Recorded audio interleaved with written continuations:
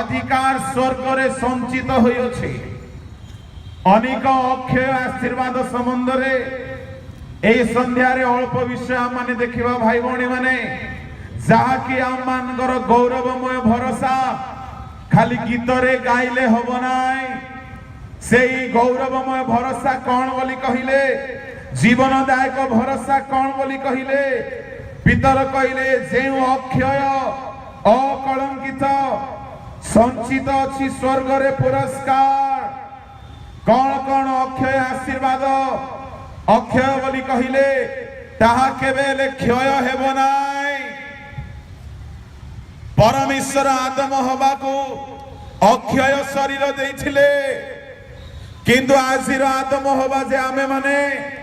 आम मान शरीर समस्त क्षय पाइलानी पिलाटी बेले जेते आमे जन्म हेतिलु समस्ते सो क्यूट थिलु सो क्यूट से कला हो गोरा हो नाटा हो पीला हो नीला हो जहा हो समस्ते भारी भलो देखा जाते बड़ हेला परे 16 17 20 आसिला बेले को भारी रूपवान रूपवंती थांती तापरे परे 25 आसिला बेले को बलवान हो जाती किंतु मोर भाई भौणी माने केबे ठारू बल सब रास हुए 30 परे परे आरंभ हो जाए चेहरे में झुरियां 30 के बाद आपण कहंदु ता शरीर क्षय हेबा सकाशु हुए ना शरीर अक्षय थिबा सकाशु हुए ओहो उसके बाद एंटी एजिंग क्रीम 500 रुपया का फिर भी लगाओ तो 2-2 लाइन दिखती है क्यों अरे हमारे परदादाओं का दादाओं का दादाओं का दादा आदम साहब ने फल खा करके जो खरीदा है एंटी एजिंग क्रीम से नहीं निपटने वाला ये शरीर को कितना भी लिपाई पताई कर लो बेवकूफ लोग है वो लोग जो पार्लर में 2500 हर महीना देते हैं मैं आपसे कहना चाहूंगा कितना भी अपने थोबड़े को लिपाई पताई कर लेना आखिर 70 के बाद वो मिट्टी के अंदर जाएगा अगर उद्धार नहीं पाया तो वही सड़ जाएगा अगर यीशु को ग्रहण किया है आगमन के समय में यीशु के समान अविनाशी शरीर में उठा लिया जाएगा हालेलुया इसलिए हमें क्रीम और पार्लर की जरूरत नहीं है क्योंकि हम एक ऐसा शरीर पाने वाले हैं जो कभी सड़ेगा नहीं बोलो यीशु प्रभु की ये खाली तो झुरियां और मुहासे की बात मैंने कहा आपको पता है जैसे जैसे 30 पार हो जाता है कितना भी अच्छे फ्रूट्स खाओ डाइटिशियन की सलाह ले लो और ना जाने आजकल मार्केट में कितने फूड सप्लीमेंट आया है 40 के बाद 32 उल्टा गिरना शुरू हो जाता है फिर धीरे धीरे कमर में घुटनों में म्यूजिक बजती है वो सारे का पता निशा की नहीं वो शरीर ढलने का म्यूजिक है अरे कितनी दवाई खा ले हेयर ट्रांसप्लांट भी करा ले उसका भी वैलिडिटी होता है किसी किसी ने अपने दांतों को इतना हिफाजत से रखा कि और उन्होंने सोचा कि हम हमेशा जवान दिखेंगे इसलिए किसी किसी ने तो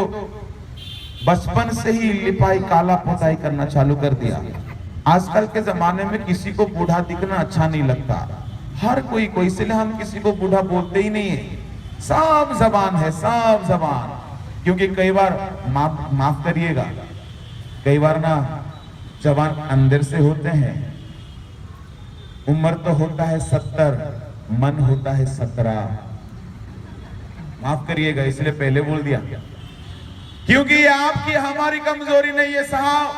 अरे ये हमारे और एक माने जाने वाले संत थे जिनका नाम था अय्यूब ये उनका भी परेशानी है क्योंकि अय्यूब के 10 बच्चे थे और उनका आंखों में एक प्रॉब्लम था क्या प्रॉब्लम था जब किसी कुंवारी को देखते हैं तो गंदी ख्यालें जाग उठती है और वो बड़े परेशान होते हैं तौबा तौबा तौबा मैंने ऐसी गंदी सोच कैसे सोच सकता मैं किसी कुमारी से इस घिनौनी नजरों से नहीं देखना चाहता हूं तो उन्होंने अपनी आंखों के साथ वाचा बांध ली और क्या कहा किसी युवती को देखो तो उसके शरीर के तरफ ना देखो, फिर देखेगा कहां? कैसे देखेगा? आयुब की किताब उसके 31वां अध्याय का पहली आयत को पढ़ो जरा। मु अपना चक्षु संगे नियम कली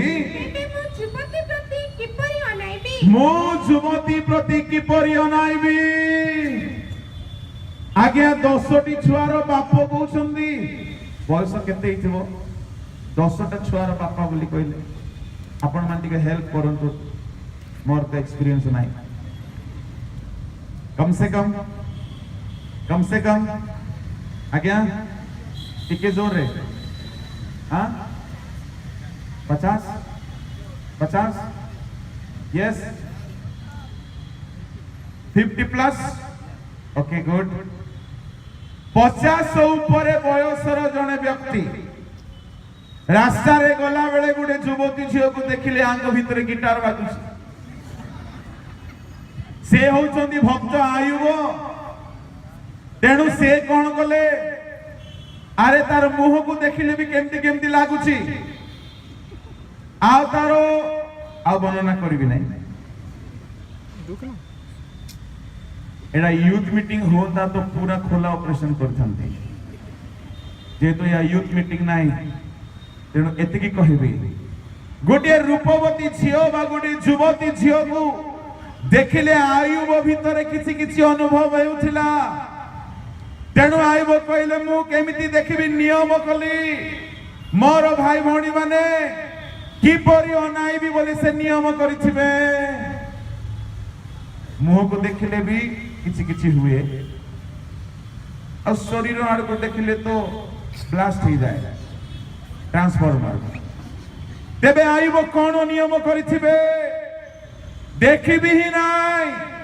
जदि मो सामना रे कौन सी झियो आसी जाए, तोड़ मुहा हे कि रहिबि कथा हेबि। मोर अनुमान रे एमिति से नियम करिथिबे। एथि पई मो कहे बयस ही पारे हमर बेसी, मन जुबा थाए। मोर प्रिय भाई भौणी माने, तेणु करी ए आमान को शरीर जेते बेले 30 पार हो जाए, ए शरीर आदम हवा फल खाई देबा द्वारा, ईश्वरंकर अनाज्ञा बहेबा द्वारा से मान को शरीर रे मृत्यु आसी गला, और से मान को शरीर क्षयणीय हो गला। केते भलो स्वास्थ्य रो जत्न नेले हैं, धीरे धीरे 40 परे परे sugar, pressure, cholesterol, cancer, Lucifer सब गोटे फैमिली बेमार, समस्त एक संग आसंती। कितना भी आप परहेज कर लीजिएगा, कितना भी सावधान वॉकिंग करिए, जॉगिंग करिए,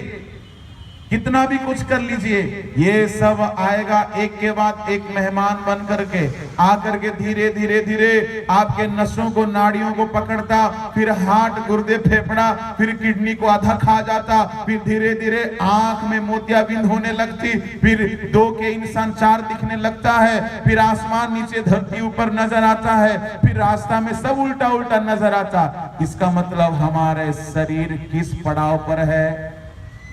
क्षय होची। आज अनेक प्रवचन हुए, अनेक सत्संग हुए, अनेक धर्म पीठ अच्छी, किंतु मनीष को अक्षय हेबार पथ केवल जीशु ख्रीष्ट ही कहती। मोर प्रिय भाई भौणी माने, तेणु मोहर प्रभु जीशु ख्रीष्ट से जे केवल पापीर परित्राण करता ताहा नुहंदी, से मनीषर मृत्यु परे तार क्षयणीय शरीर को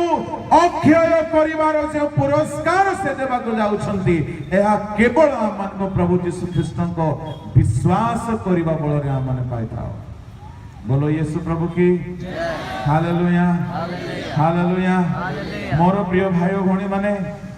ए शरीर धीरे धीरे धीरे केते चेष्टा कले मध्य मोसांक भाषा रे गीत संहिता 90 अनुसार केते बयस? केते? 70। बल सकाशु ता ऊपर हेले अनुग्रह। मनीषर बयस 70 मात्र। एथिबाई दिने पितर गुड़ा आसिले जीशु पाखक पचारे, प्रभु मोर भाई जदि मते दुख देले केते थर क्षमा करबी कौन 7 थर कि अरे तू उत्तर जानिथिलु तो पचारुछु काई निजे प्रश्न निजे ही उत्तर प्रभु मु केते थर क्षमा करबी 7 थर कि यीशु कहले ना 70 गुण 7 थर तार अर्थ होछि 70 रो अर्थ होछि मनुष्यर आयुष 7 रो अर्थ होछि पूर्ण भाव रे 7 होछि सिद्ध भाव पूर्ण भाव सिद्धता नहेले गणित सांगे सांगे व्यवहार करी 70 × 7 केते आज्ञा 490 अपेक्षा करी थांता पितर भल हैला पाठ पढ़ी नले गणि थांता से गणु गणु अपेक्षा करी थांता 490 ठीक अछि प्रभु 91 बेले को सब उल्टा देबी मोर भाई और भणी माने यीशु को कहिबार अर्थ 490 नुह 70 × 7 अर्थ 70 होची मनुष्यर आयु मसांक लिखित गीत संहिता 90 रे लिखा जाए मनुष्यर आयुष 70 वर्ष मात्र तार अर्थ होची आपण जेते वर्ष बंचिबे धरा पृष्ठ रे सेते वर्ष पर्यंत संपूर्ण भाव रे क्षमा देबा को पड़िबो या विश्व रे केही सिखाई नांती केवल प्रभु यीशु ख्रीस्त सिखाइले बोलो यीशु प्रभु की जय हालेलुया हालेलुया मोर प्रिय ईश्वर को लोक माने आमान कर ए 70 80 वर्षर जीवन यात्रा रे एई शरीर आमाने क्षयणीय शरीर पाई अछु जे माने तांको आगमन रो तुरी ध्वनि सुनिबे मु कहबा पई चाहे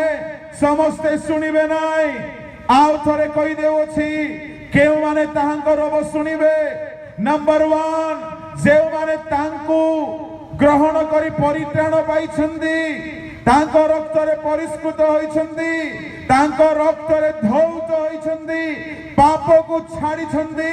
संपूर्ण भाव रे मन परिवर्तन करिछंदी दिने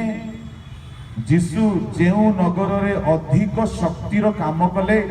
सेई नगर सकल को जाई के तिरस्कार कले काहे कि से माने मन परिवर्तन करि नथिले ताहले शक्ति रो काम काहे कि प्रभु करिथिले उद्देश्य कोन थिला आज्ञा मन परिवर्तन किंतु आजिकाली उद्देश्य कोन हे जाई छै कहिबे नै यीशु को उद्देश्य थिला से गले कफरनाउम को से गले बेसाइदा को बहुत शक्ति रो काम कले मोढ़ा को उठाइले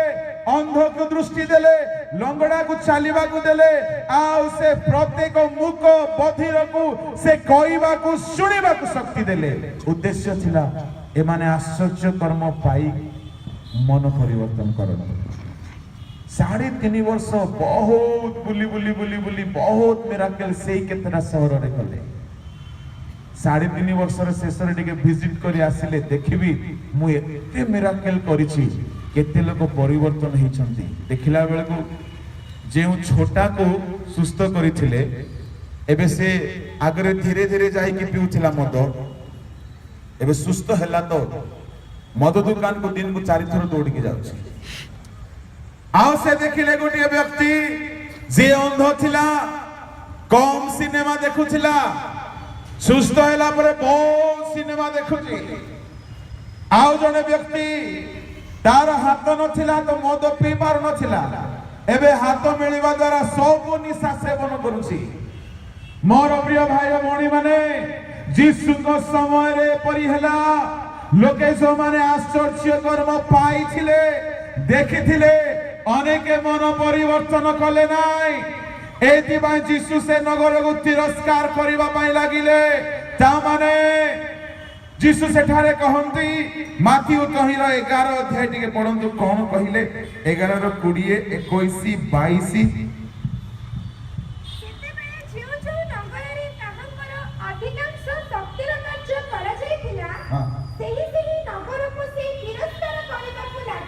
तिरस्कार बोली कहले रिजेक्टेड हिंदी रे लिखा अछि भर्त्सना करबा को लागि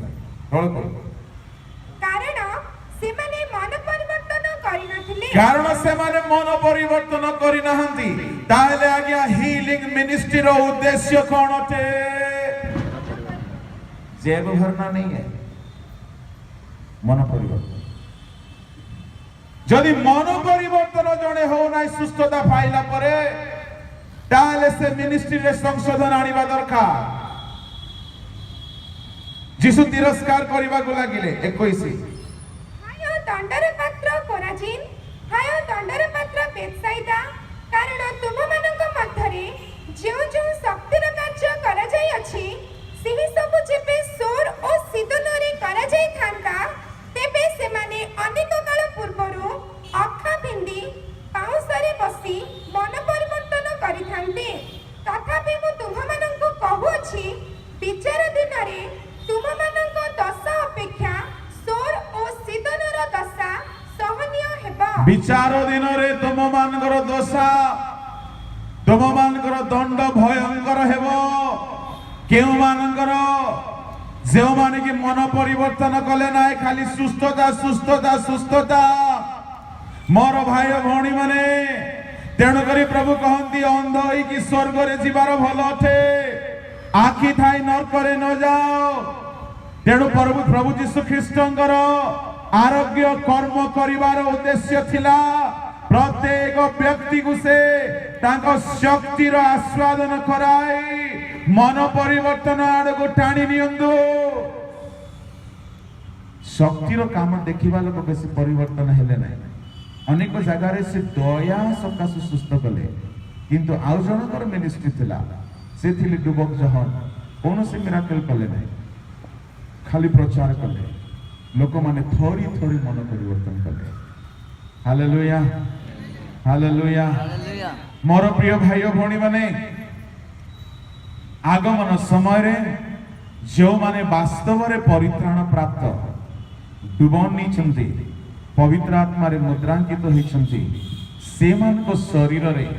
5 प्रकार परिवर्तन हेबा को जाउची नंबर 1 अक्षय हेबो